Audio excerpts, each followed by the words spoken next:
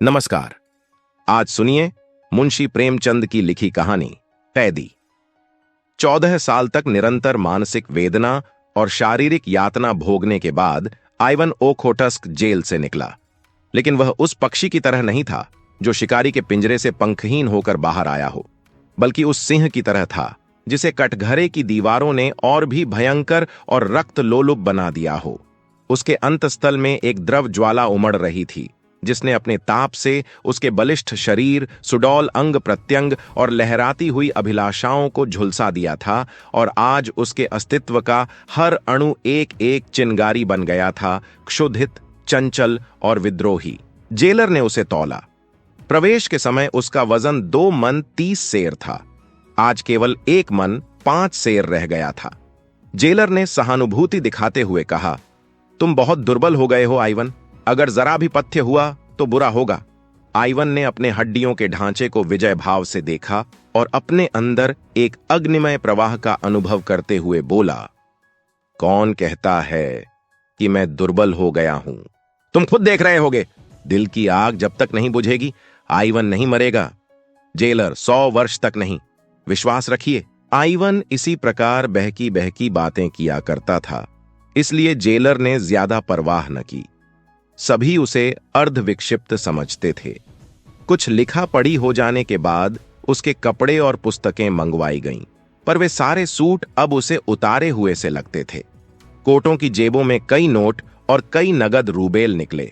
उसने सब कुछ वहीं जेल के वार्डरों और निम्न कर्मचारियों को दे दिया, मानो उसे कोई राज्य मिल गया हो। जेलर ने कहा, यह नहीं हो सकता आइवन, तुम सरकारी लोगों को रिश्वत नहीं दे सकते। आइवन साधु भाव से हंसा, यह रिश्वत नहीं है मी जेलर। इन्हें रिश्वत देकर अब मुझे इनसे क्या लेना देना है? अब ये अप्रसन्न होकर मेरा क्या बिगाड़ लेंगे और प्रसन्न होकर मुझे क्या देंगे? यह उन कृपाओं का धन्यवाद है जिनके बिना 14 साल तो क्या, मेरा यहां 14 घंटे रहना असह्य हो जाता।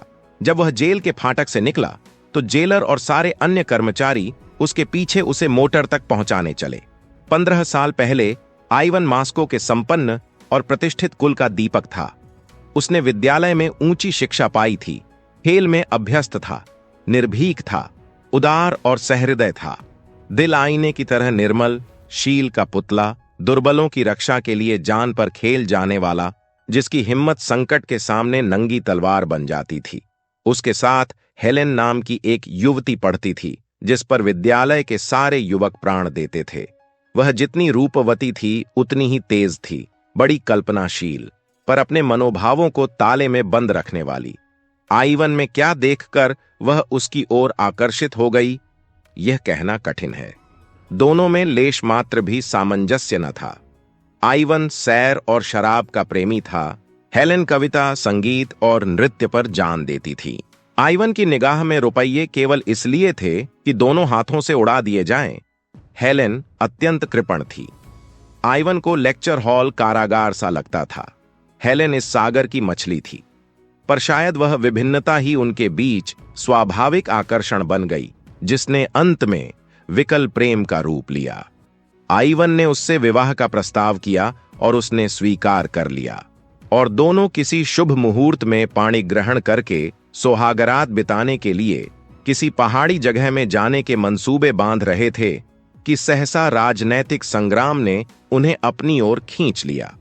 हेलेन पहले से ही राष्ट्रवादियों की ओर झुकी हुई थी। आइवन भी उसी रंग में रंग गया। खानदान का रईस था। उसके लिए प्रजा पक्ष लेना एक महान तपस्या थी। इसलिए जब कभी वह इस संग्राम में हताश हो जाता तो हेलेन उसकी हिम्मत बंधाती और आइवन उसके स्नेह और अनुराग से प्रभावित होकर अपनी दुर्बलता पर लज्जित हो जाता। इन्हीं दिनों उक्रायन प्रांत की सूबेदारी पर रोमनाफ नाम का एक गवर्नर नियुक्त होकर आया, बड़ा ही कट्टर, राष्ट्रवादियों का जानी दुश्मन। दिन में 2-4 विद्रोहियों को जब तक जेल न भेज लेता उसे चैन न आता। आते ही आते उसने कई संपादकों पर राजद्रोह का अभियोग चलाकर उन्हें साइबेरिया भेजवा दिया। कृषकों की सभाएं तोड़ दी, नगर की म्युनिसिपैलिटी को ध्वस्त कर दिया, और जब जनता ने अपना रोष प्रकट करने के लिए जलसे किए तो पुलिस से भीड़ पर गोलियां चलवाईं, जिससे कई बेगुनाहों की जानें गईं। मार्शल लॉ जारी कर दिया। पूरे नगर में हाहाकार मच गया। लोग डर के मारे घरों से बाहर नहीं निकलते थे, क्योंकि पुलिस हर एक की तलाशी लेती थी और उसे पीटती थी। हेलेन ने कठोर मुद्रा से कहा, यह अत्याचार अब नहीं सहा जाता आइवन, इसका कोई उपाय होना चाहिए। आइवन ने प्रश्न भरी आंखों से देखा। उपाय?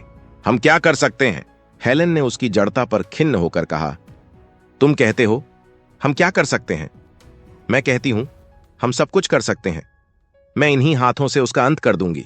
आइवन ने विस्मय से उसकी ओर देखा।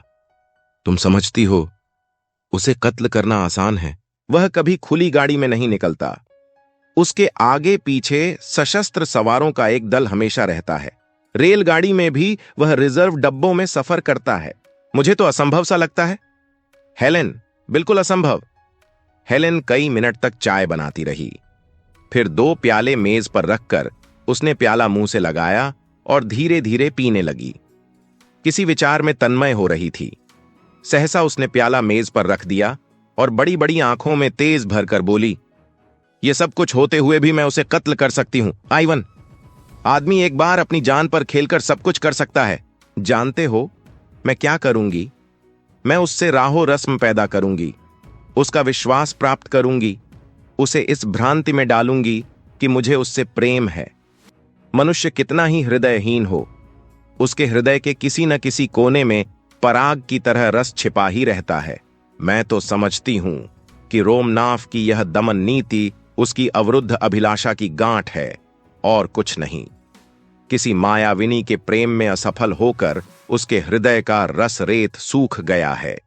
वहां रस का संचार करना होगा और किसी युवती का एक मधुर शब्द, एक सरल मुस्कान भी जादू का काम करेगी। ऐसों को तो वह चुटकियों में अपने पैरों पर गिरा सकती है। तुम जैसे सैलानियों को रिझाना इससे कहीं कठिन है। अगर तुम यह स्वीकार करते हो कि मैं रूपहीन नहीं हूं, तो मैं तुम्हें विश्वास दिलाती हूं कि मेरा कार्य सफल होगा। बताओ, मैं रूपवती हूं या नहीं? उसने तिरछी आंखों से आइवन को देखा। आइवन इस भाव विलास पर मुग्ध होकर बोला, तुम ये मुझसे पूछती हो हेलेन? मैं तो तुम्हें संसार की। हेलेन ने उसकी बात काटते हुए कहा, अगर तुम ऐसा समझते हो तो तुम मूर्ख हो आइवन। इस नगर में नहीं, हमारे विद्यालय में ही मुझसे कहीं रूपवती बालिकाएं मौजूद हैं। हां, तुम इतना ही कह सकते हो कि तुम कुरूपा नहीं हो। क्या तुम समझते हो मैं तुम्हें संसार का सबसे रूपवान युवक मानती हूं? कभी नहीं। मैं ऐसे एक नहीं 100 नाम गिना सकती हूं जो चेहरे मोहरे में तुमसे कहीं बढ़कर हैं। लेकिन तुम में कोई ऐसी वस्तु है जो तुम्ही में है और वह मुझे और कहीं नजर नहीं आती। तो मेरा कार्यक्रम सुनो। 1 महीने तक मुझे उससे मेल करते रहना होगा। फिर वह मेरे साथ सैर पर निकलेगा और तब एक दिन हम दोनों रात को पार्क में जाएंगे और तालाब के किनारे बेंच पर बैठेंगे। तुम उसी वक्त रिवॉल्वर लेकर आ जाओगे और वहीं पृथ्वी उसके बोझ से हल्की हो जाएगी। जैसा हमने पहले कहा था, आइवन एक रईस का लड़का था और क्रांतिमय राजनीति से उसका हार्दिक प्रेम न था। हेलेन के प्रभाव से कुछ मानसिक सहानुभूति अवश्य पैदा हो गई थी, और मानसिक सहानुभूति प्राणी को संकट में नहीं डालती। उसने प्रकट रूप से तो कोई आपत्ति नहीं की, लेकिन कुछ संदिग्ध भाव से बोला, यह तो सोचो हेलेन, इस तरह की हत्या क्या मानवता के अनुरूप है? हेलेन ने तीखेपन से कहा, दूसरों के साथ मानवता का व्यवहार न करने वाला, उसके साथ हम क्यों मानवता का व्यवहार करें? क्या यह सूर्य की तरह स्पष्ट नहीं है कि आज सैकड़ों परिवार इस राक्षस के हाथों तबाह हो रहे हैं? कौन जानता है इसके हाथ कितने बेगुनाहों के खून से रंगे हुए हैं? ऐसे व्यक्ति के साथ किसी तरह की रियायत करना असंगत है। तुम न जाने क्यों इतने ठंडे हो। मैं तो उसके दुष्टाचरण को देखती हूं तो मेरा रक्त खौलने लगता है। मैं सच कहती हूं, जिस वक्त उसकी सवारी निकलती है, मेरी बोटी बोटी हिंसा के आवेग से कांपने लगती है। अगर मेरे सामने कोई उसकी खाल भी खींच ले तो मुझे दया न आए। अगर तुम में इसका साहस नहीं है तो कोई हरज नहीं, मैं खुद सब कुछ कर लूंगी। हां, देख लेना मैं कैसे उस कुत्ते को जहन्नुम पहुंचाती हूं। हेलेन का मुखमंडल हिंसा के आवेग से लाल हो गया। आइवन ने लज्जित होकर कहा, नहीं नहीं, यह बात नहीं है हेलेन। मेरा यह आशय नहीं था कि मैं इस काम में तुम्हें सहयोग न दूंगा। मुझे आज मालूम हुआ कि तुम्हारी आत्मा देश की दुर्दशा से कितनी विकल है, लेकिन मैं फिर यही कहूंगा कि यह काम इतना आसान नहीं है और हमें बड़ी सावधानी से काम लेना पड़ेगा। हेलेन ने उसके कंधे पर हाथ रखकर कहा, तुम इसकी चिंता मत करो आइवन। संसार में मेरे लिए जो वस्तु सबसे प्यारी है उसे दांव पर रखते हुए क्या मैं सावधानी से काम न लूंगी? लेकिन तुमसे एक याचना करती हूं, अगर इस बीच में कोई ऐसा काम करूं जो तुम्हें बुरा लगे तो तुम मुझे क्षमा करोगे ना? आइवन ने विस्मय भरी आंखों से हेलेन के मुख की ओर देखा। उसका आशय उसकी समझ में न आया। हेलेन डरी। आइवन कहीं कोई नई आपत्ति तो नहीं खड़ी करना चाहता। आश्वासन के लिए अपने मुख को उसके आतुर अधरों के समीप ले जाकर बोली, प्रेम का अभिनय करने में मुझे वह सब कुछ करना पड़ेगा जिस पर केवल तुम्हारा ही अधिकार है। मैं डरती हूं कहीं तुम मुझ पर संदेह न करने लगो। आइवन ने उसे करपाश में लेकर कहा, यह असंभव है हेलेन, विश्वास प्रेम की पहली सीढ़ी है। अंतिम शब्द कहते कहते उसकी आंखें झुक गईं। इन शब्दों में उदारता का जो आदर्श था वह उस पर पूरा उतरेगा या नहीं, यह सोचने लगा। इसके 3 दिन बाद नाटक का सूत्रपात हुआ। हेलेन अपने ऊपर पुलिस के निराधार संदेह की फरियाद लेकर रोमनाफ से मिली और उसे विश्वास दिलाया कि पुलिस के अधिकारी उससे केवल इसलिए असंतुष्ट हैं कि वह उनके कलुषित प्रस्तावों को ठुकरा रही है। यह सत्य है कि विद्यालय में उसकी संगति कुछ उग्र युवकों से हो गई थी, पर विद्यालय से निकलने के बाद उसका उनसे कोई संबंध नहीं है। रोमनाफ जितना चतुर था उसे कहीं चतुर अपने को समझता था। अपने 10 साल के अधिकारी जीवन में उसे किसी ऐसी रमणी से साबिका न पड़ा था जिसने उसके ऊपर इतना विश्वास करके अपने को उसकी दया पर छोड़ दिया हो। किसी धन लोलुप की तरह सहसा यह धनराशि देखकर उसकी आंखों पर पर्दा पड़ गया। अपनी समझ में तो वह हेलेन से उग्र युवकों के विषय में ऐसी बहुत सी बातों का पता लगाकर फूला न समाया जो खुफिया पुलिस वालों को बहुत सिर मारने पर भी झांत न हो सकी थीं। पर इन बातों में मिथ्या का कितना मिश्रण है वह न भांप सका। इस आधे घंटे में एक युवती ने एक अनुभवी अफसर को अपने रूप की मदिरा से उन्मत्त कर दिया था। जब हेलेन चलने लगी तो रोमनाफ ने कुर्सी से खड़े होकर कहा, मुझे आशा है यह हमारी आखिरी मुलाकात ना होगी। हेलेन ने हाथ बढ़ाकर कहा, हुजूर ने जिस सौजन्य से मेरी विपत्ति कथा सुनी है उसके लिए मैं आपको धन्यवाद देती हूं। कल आप तीसरे पहर यहीं चाय पिएं। राब्त जब्त बढ़ने लगा। हेलेन आकर रोज की बातें आइवन से कह सुनाती। रोमनाफ वास्तव में जितना बदनाम है उतना बुरा नहीं। वह बड़ा रसिक, संगीत और कला का प्रेमी और शील तथा विनय की मूर्ति है। इन थोड़े दिनों में हेलेन से उसकी घनिष्ठता हो गई है और किसी अज्ञात रीति से नगर में पुलिस का अत्याचार कम होने लगा है। अंत में वह निश्चित तिथि आ गई। आइवन और हेलेन दिन भर बैठे बैठे इसी प्रश्न पर विचार करते रहे। आइवन का मन आज बहुत चंचल हो रहा था। कभी अकारण ही हंसने लगता, कभी अनायास ही रो पड़ता। शंका, प्रतीक्षा और किसी अज्ञात चिंता ने उसके मनोसागर को इतना अशांत कर दिया था कि उसमें भावों की नौकाएं डगमगा रही थीं। न मार्ग का पता था न दिशा का। हेलेन भी आज बहुत चिंतित और गंभीर थी। आज के लिए उसने पहले ही से सजीले वस्त्र बनवा रखे थे। रूप को अलंकृत करने के न जाने किन किन विधानों का प्रयोग कर रही थी, पर इसमें किसी योद्धा का उत्साह नहीं, कायर का कंपन था। सहसा आइवन ने आंखों में आंसू भरकर कहा, तुम आज इतनी मायाविनी हो गई हो हेलेन कि मुझे न जाने क्यों तुमसे भय हो रहा है। हेलेन मुस्काई। उस मुस्कान में करुणा भरी हुई थी। मनुष्य को कभी कभी कितने ही अप्रिय कर्तव्यों का पालन करना पड़ता है आइवन। आज मैं सुधा से विष का काम लेने जा रही हूं। अलंकार का ऐसा दुरुपयोग तुमने कहीं और देखा है? आइवन उड़े हुए मन से बोला, इसी को राष्ट्र जीवन कहते हैं। यह राष्ट्र जीवन है, यह नरक है, मगर संसार में अभी कुछ दिन और इसकी जरूरत रहेगी। यह अवस्था जितनी जल्द बदल जाए उतना ही अच्छा। पांव सा पलट चुका था। आइवन ने गर्म होकर कहा, अत्याचारियों को संसार में फलने फूलने दिया जाए जिससे एक दिन इनके कांटों के मारे पृथ्वी पर कहीं पांव रखने की जगह न रहे।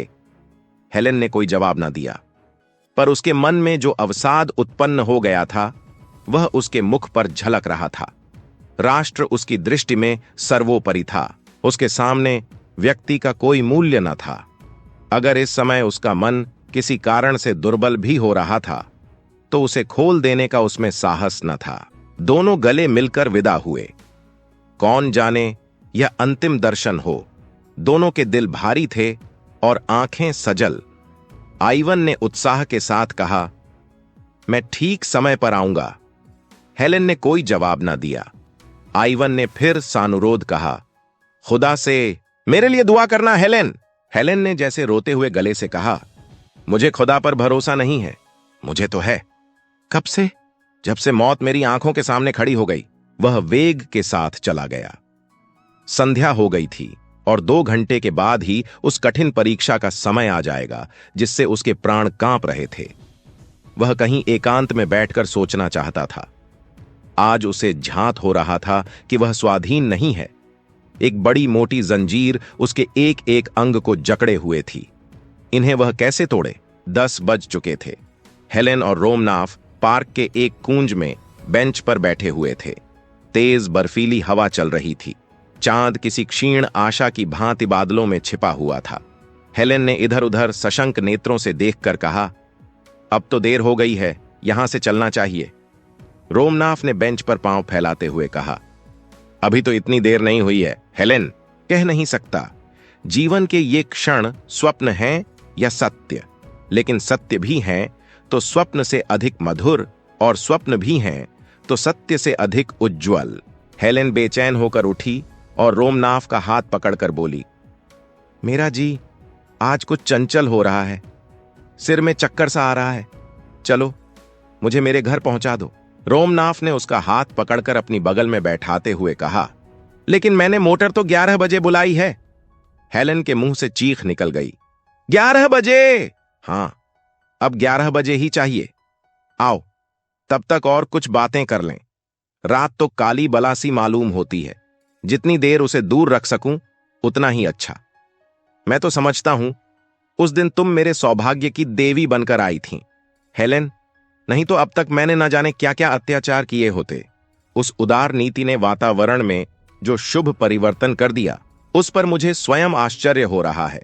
महीनों के दमन ने जो कुछ न कर पाया था वह दिनों के आश्वासन ने पूरा कर दिखाया, और इसके लिए मैं तुम्हारा आर्णी हूं हेलेन, केवल तुम्हारा।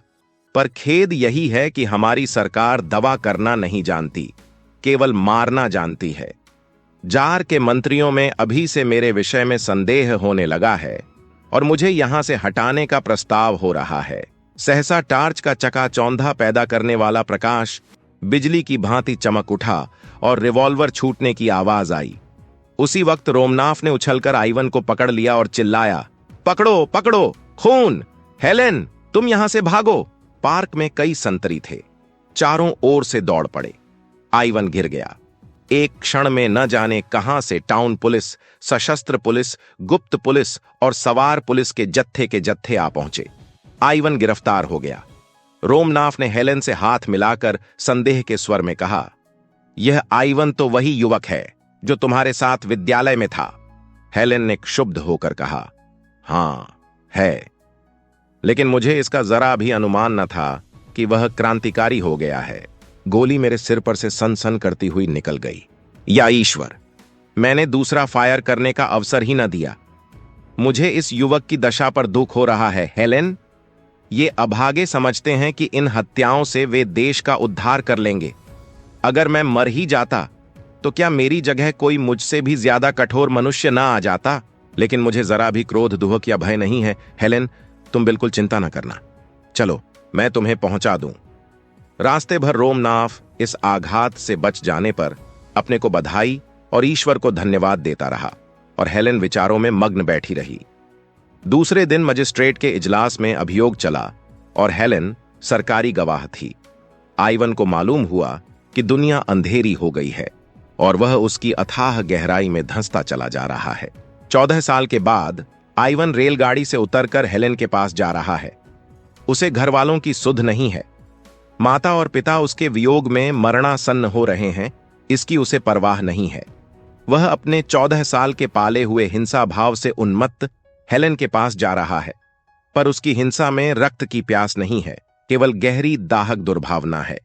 इन 14 सालों में उसने जो यातनाएं झेली हैं उनके दो चार वाक्यों में मानो सत्य निकालकर विष के समान हेलेन की धमनियों में भरकर उसे तड़पते हुए देखकर वह अपनी आंखों को तृप्त करना चाहता है। और वह वाक्य क्या है? हेलेन, तुमने मेरे साथ जो दगा की है वह शायद प्रिया चरित्र के इतिहास में भी अद्वितीय है। मैंने अपना सर्वस्व तुम्हारे चरणों पर अर्पण कर दिया। मैं केवल तुम्हारे इशारों का गुलाम था।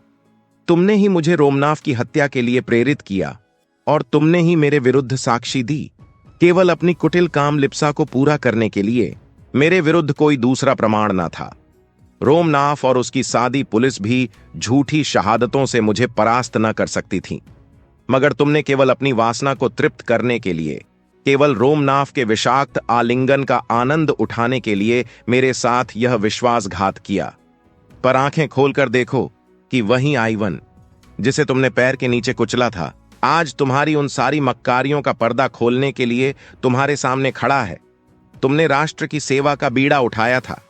तुम अपने को राष्ट्र की वेदी पर होम कर देना चाहती थीं, किंतु कुत्सित कामनाओं के पहले ही प्रलोभन में तुम अपने सारे बहुरूप को तिलांजलि देकर भोग लालसा की गुलामी करने पर उतर गईं। अधिकार और समृद्धि के पहले ही टुकड़े पर तुम दुम हिलाते हुए टूट पड़ीं।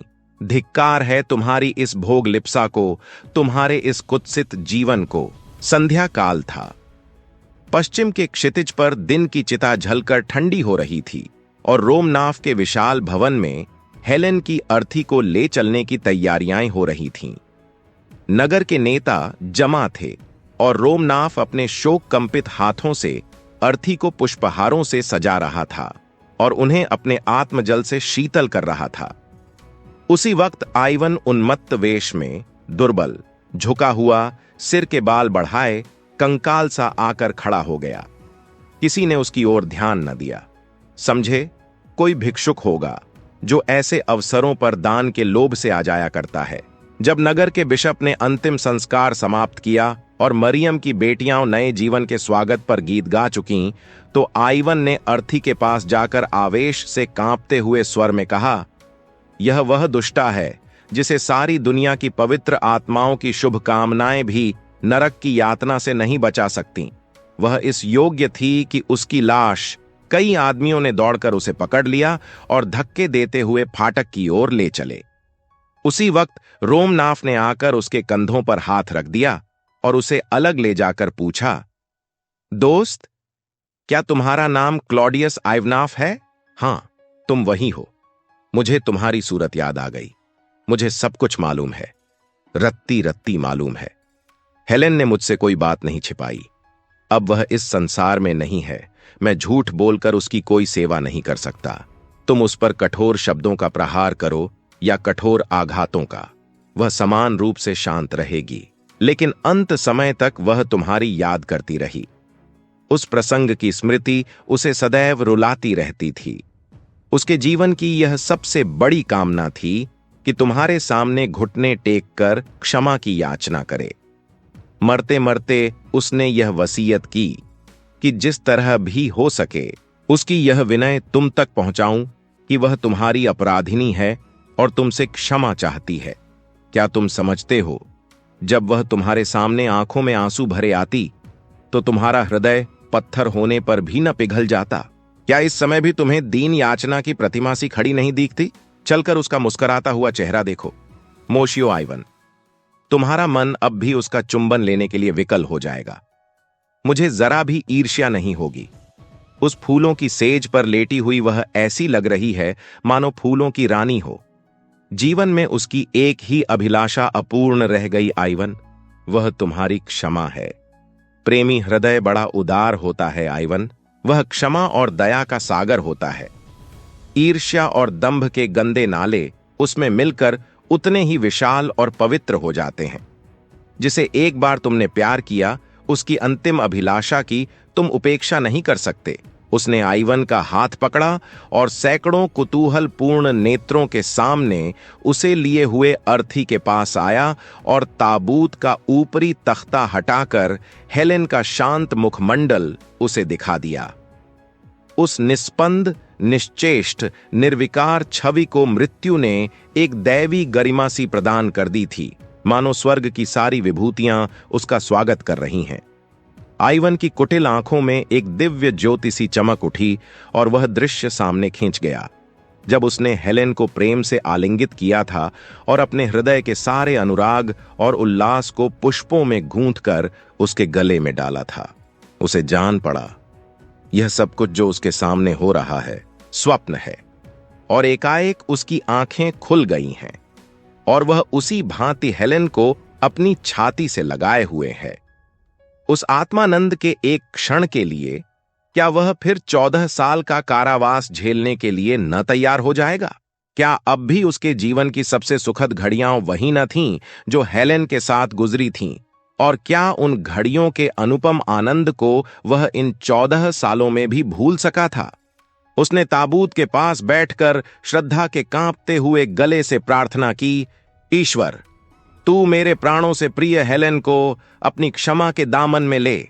और जब वह ताबूत को कंधों पर लिए चला तो उसकी आत्मा लज्जित थी अपनी संकीर्णता पर, अपनी उद्विग्नता पर, अपनी नीचता पर। और जब ताबूत कब्र में रख दिया गया तो वह वहां बैठकर न जाने कब तक रोता रहा। दूसरे दिन जब रोमनाथ फातिहा पढ़ने आया तो देखा आइवन सजदे में सिर झुकाए हुए है और उसकी आत्मा स्वर्ग को प्रस्थान कर चुकी है। मुंशी प्रेमचंद की कहानी कैदी एक गहन सामाजिक और मानवीय दृष्टिकोण प्रस्तुत करती है जो हमें कई महत्वपूर्ण सिख देती है। इस कहानी के माध्यम से हमें समझ में आता है कि मानवता और इंसानियत की सच्ची पहचान तभी होती है जब व्यक्ति अपनी आदतों और पूर्वाग्रहों को त्याग कर दूसरों के प्रति सहानुभूति और समझदारी दिखाता है। कहानी में प्रमुख पात्रों की दास्तान, उनकी मनोदशा और उनके आपसी रिश्ते यह दिखाते हैं कि समाज में कड़ी सजा और क्रूरता के बजाय समझौते, मानवता और क्षमा की आवश्यकता होती है। कैदी का मुख्य पात्र अपने अपराध के पश्चात एक नई शुरुआत की चाहत में बदलाव की दिशा में प्रयासरत है, जो हमें यह सिखाता है कि मनुष्य को कभी भी अपने अतीत की गलतियों को सुधारने और एक नई शुरुआत करने का अवसर नहीं छोड़ना चाहिए। कहानी का एक महत्वपूर्ण संदेश यह भी है कि व्यक्ति का असली मूल्य उसकी स्थिति और उसके कर्मों से नहीं, बल्कि उसकी इंसानियत और समर्पण से मापा जाता है। प्रेमचंद ने इस कहानी के माध्यम से यह स्पष्ट किया है कि सामाजिक व्यवस्था और कानून की कठोरता के बावजूद व्यक्ति की वास्तविक अच्छाई और उसका चरित्र ही उसकी असली पहचान होती है।